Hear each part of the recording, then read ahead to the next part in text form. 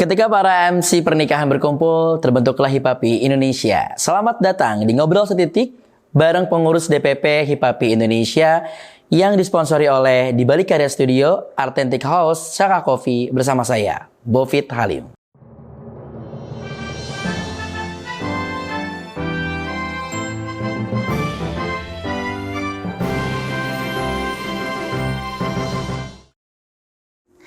Assalamualaikum, bintang tamu kita hari ini adalah Pak De Gofar. Harus ikum dulu biar afdol. Assalamualaikum Pak De. Waalaikumsalam. Cincin gua hilang tadi. Emang begitu akhirnya.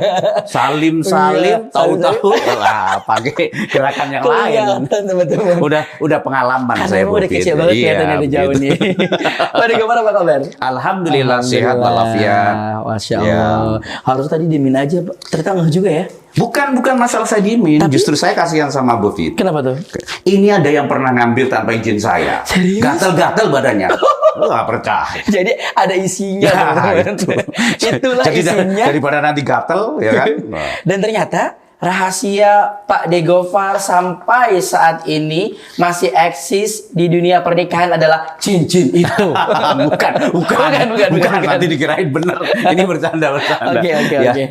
Jadi teman-teman, Pak De Gofar ini adalah sebagai Ketua Dewan Pengawas di Hipapi Indonesia. Sebelum kita menguak mengenai Dewan Pengawas, justru pasti teman-teman yang membuat penasaran adalah awal berkarirnya Pak De Gofar. Gimana nih kira-kira? Berkarir MC soal pernikahan. Oh, MC. Jadi kalau bicara soal MC, nah ini kita harus melihat ke belakang dulu nih, Bovit. Jadi saya mulai MC pertama itu tahun 1987. Jeng. Nah, tinggal hitung aja tuh sampai sekarang. Aku masih ada di alam apa itu ya? Nah, itu masih di alam mimpi. Alam mimpi ya? Belum terbentuk. Belum.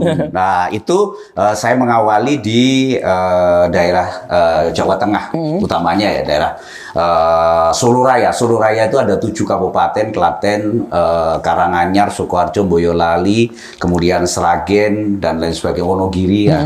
Saya di situ berkecimpungnya. Makanya memang dari awal juga memang sudah terkenalnya dengan MC Jawa gitu ya. Sesuai dengan muka saya yang Jawa. Iya. Gitu. Walaupun namanya nggak Jawa.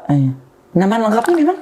Muhammad Abdul Gofar. Makanya ada cerita yang lucu. Ketika sudah di sini, ada WO yang mereka merekomendasikan saya untuk ada orang yang cari MC Jawa. Kemudian ini Bu, ada namanya Pak Muhammad Abdul Gofar. Ibunya nggak percaya kalau ini bisa MC Jawa gitu kan. Apalagi kemudian dia telepon saya, maaf Pak, sebelumnya saya mohon maaf, ini acara saya acara Jawa. Saya pakai siraman gitu, Daren. Kemudian besok ada panggihnya ada bubak kawah. Saya butuh MC Jawa, Pak.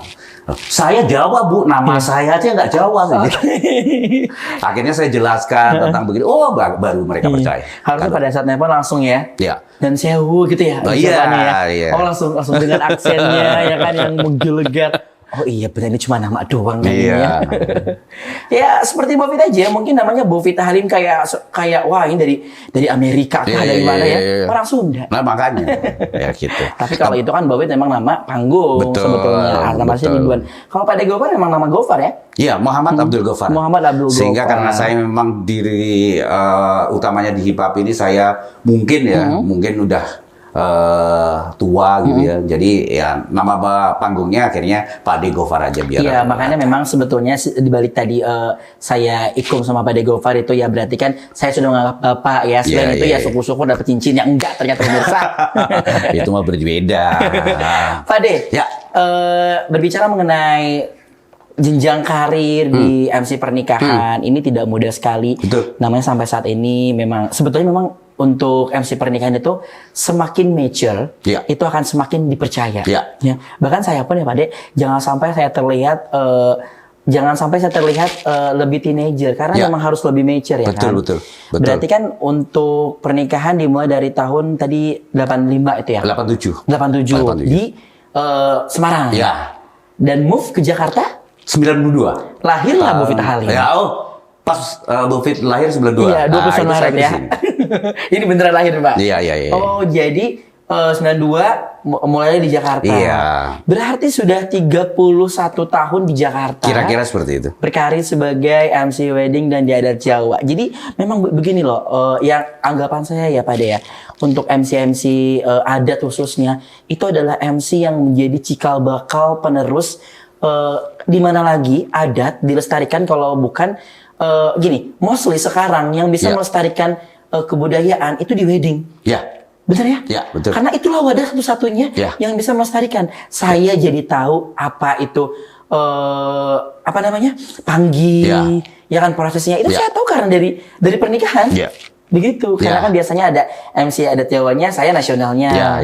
Seperti itu. Tantangannya seperti apa? Kan udah beda zaman banget nih. Betul. Dari dulu sampai sekarang, udah berbagai macam generasi nih Pak De. Secara generalis sebenarnya sama Bovit. Untuk bisa eksis tetap menjadi MC, yang pertama adalah bagaimana kita membranding diri. Walaupun sudah lama, tetap kita harus branding diri karena zaman itu terus ya, Pak, ya? betul. Zaman terus berubah. Artinya dari segi kostum kita juga harus menyesuaikan gitu. Jangan kemudian busananya itu saja gitu kan. Kita harus update. Yang kedua, kita harus update skill. Karena tidak menutup kemungkinan walaupun brandnya itu kemudian ini pernikahan adat Jawa, tapi di dalamnya nanti ada yang minta Pak De, bisa nggak nanti pakai gimmicks, bisa nggak nanti ada lempar bunga, bisa nggak ada nah itu kita harus ikuti hal yang seperti itu. Terus kemudian yang ketiga, yang jauh lebih penting adalah bagaimana kita menjaga attitude kita sebagai seorang MC. Ya, jadi jangan sampai dibilang umurnya udah tua tapi kelakuannya kayak bocah. Ini seperti ini ya. Jadi kita harus bisa menempatkan bagaimana seorang MC, utamanya MC Jawa, karena MC Jawa itu di dalam narasi-narasi bahasa Jawanya di situ penuh dengan nasihat. Jangan sampai kita bisa menasehati tapi kelakuan kita sendiri nggak baik gitu. Dan hal yang menarik untuk saya dari MC Jawa gitu ya, pernikahan Jawa, pada saat sudah saya memanggil dan dalam prosesi wedding entrance kita sebut dengan kira pengantin menggunakan kebudayaan tanah Jawa, dan inilah rekan saya Pak De Gofar. Itu langsung musiknya lagi itu langsung bikin merinding loh. Itu benar-benar from this my heart untuk perasaan yang saya rasakan jika dibarengi dengan prosesi adat Jawa. Memang di situ soulnya ya. Apalagi kalau memang kemudian dalam rangkaian ini dimasukkan kidung-kidung yang beraura doa gitu ya. Seperti kalau pas kita mau masukkan pengantin, kalau pengantin Jawa itu kemudian dikidungi sebenarnya ono kidung rumaksaing wangi teguh ayu dan lain sebagainya. Nah, ini akan membuat suasana itu orang yang tadinya itu ngobrol dengan sesama undangan itu ya, kemudian begitu mendengarkan kidung itu langsung seperti terhipnotis dan mereka akan diam. Betul sekali itu. Itu benar-benar saya ikut merasakan, I felt it gitu ya. Setiap kali MC wedding dan Mas Sofit nanti MC ini full untuk entrance-nya full pakai adat Jawa, itu saya selalu suka. Jadi memperhatikannya, melihatnya, dan memang Indonesia ini penuh dengan kebudayaannya dan emang di pernikahan inilah. Dan ketika memang pernikahan dikemas dengan adat, pasti ada aura yang berbeda.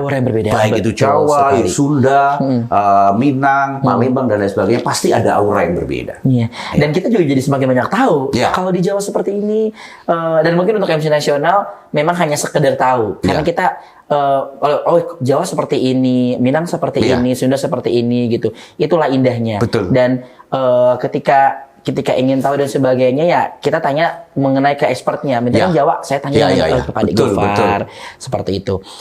Nah, artinya selama di Jakarta 31 tahun dengan berbagai macam karakter klien dealingnya, dari mulai dealing langsung lewat SMS ya Pak De ya, sampai dengan teknologi WhatsApp sekarang sampai ada sosial media gitu kan.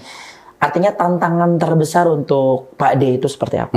Kalau bagi saya tantangan terbesarnya adalah diri kita sendiri. Bagaimana diri kita kita bersikap, bahwa kita tidak boleh menutup mata bahwa ada generasi-generasi muda yang kemudian bermunculan di sana sini yang dengan teknologi mereka sangat paham sekali, sedangkan generasi-generasi tua kayak kami ini boleh dibilang gaptek, gagap teknologi, bisa WA aja udah hebat sekali tuh. Dibandingkan dengan anak-anak muda yang memang sangat menguasai teknologi dengan Instagram yang kemudian dengan gambar yang bagus, dengan penampilan yang sangat, ya itu tantangan. Itu tantangan. Nah, akhirnya ya mau nggak mau kita belajar, entah belajar dari anak, entah belajar dari siapapun itu. Jadi sebetulnya kapanpun kamu memulai menjadi seorang profesional, semua ada tantangannya. Mungkin untuk Pak Ade tantangannya adalah bagaimana untuk menyesuaikan dengan zaman sekarang. Betul. Mungkin untuk yang baru tantangannya adalah gimana kita cara belajar terus mengupgrade skill. Jadi semua tantangannya Pak Ade ya. Menarik sekali.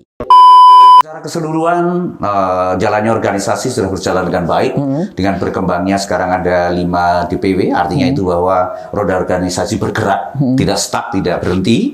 Kemudian yang kedua, pengurus-pengurusnya juga sudah bekerja. Yang saya tahu banget bahwa mereka bekerja siang malam tak kenal waktu, dan mereka ini nggak digaji loh. Dari kasih tinggi Mereka ini kerja sosial dan itu banyak menyita waktu mereka, dan sebuah penghargaan yang mungkin kita berikan kepada para pengurus yang memang sudah bekerja keras.